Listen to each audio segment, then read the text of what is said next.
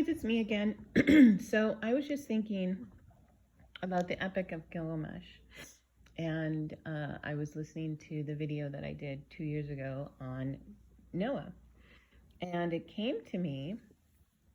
Yes, I get inspiration and new nuggets from my old videos. That's how I know they're inspired by the Holy Spirit. So let me just read this quick little note that I wrote down. So the Epic of Gilgamesh is after the flood, not before, okay? But Gilgamesh is trying to get back to how it was before the flood. Noah is Utnapishtim, and Gilgamesh might be Nimrod. I've heard this before, but I didn't take it as true. Not until I get confirmation. So, I hear lots of things, I put them in the back of my mind. But until I get confirmation, I do not state that they are true. All right, so of course he would want to live forever if Gilgamesh is Nimrod. And looking for the plant or the tree of life, it makes sense, okay? Getting the milk from that tree. And it hit me that Noah told him it was in a sea and guarded by a scaly deity. Noah said that it's in the domain of Apsu, deep beneath the waters, okay? And in the Epic of Gilgamesh, the Most High God is called Ea, all right?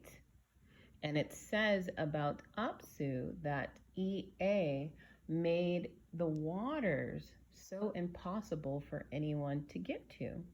But Gilgamesh opens up a conduit and he ties rocks to his feet in order to get to that deep, deep, deep below. All right?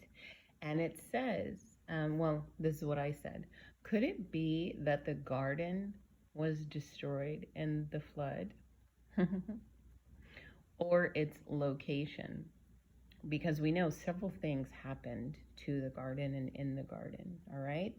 But we also know that Enoch was allowed to go inside the Garden of Eden and learn from the angels. So was Noah. So could Apsu be a cherubim guardian? All right? And of course, Noah would seem like an immortal because everyone else had the decree placed on them by God that they would only live for 100 years.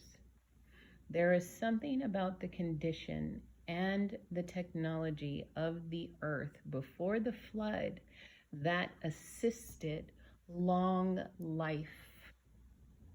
As in the days of Noah, many things were happening in those days, and we must look at his life before the flood as well as after in order to know what future we are returning back to.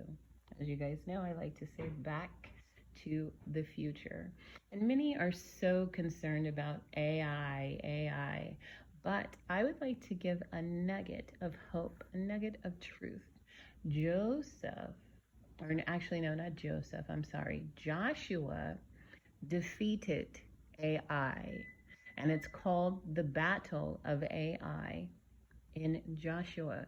You guys might want to read that, and you might want to look at it with an open mind and an open heart. Ask for a quick heart, okay?